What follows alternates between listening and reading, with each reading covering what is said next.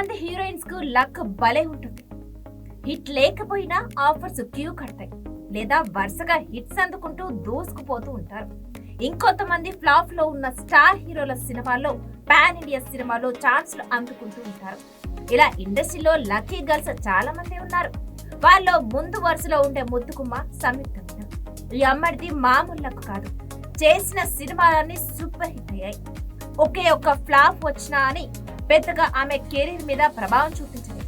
నటనతోనే కాదు అంతంతోనూ ఆకట్టుకుంటుంది ఈ చిన్నది. చేసింది 7 సినిమాలే కానీ ఒకే ఒక్క ఫ్లాప్ అందుకుంది. ఇక తెలుగులో ఈ ముద్దుకుమ్మ ఓ స్టార్ హీరోయిన్. యంగ్ హీరోలతో పాటు సీనియర్ హీరోల సరసన కూడా నటించి హిట్స్ అందుకుంది సంయుక్త మీనన్.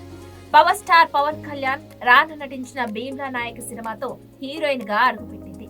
తెలుగు సినిమాతోనే మంచి విజయాన్ని అందుకుంది. ఆ తర్వాత తెలుగులో వరుసగా సినిమాలు చేసింది ఈ అందాల భామ. ఇక సంయుక్త మీనన్ కెరీర్ బిగినింగ్ లో మలయాళంలో ఎక్కువ సినిమాలు చేసింది.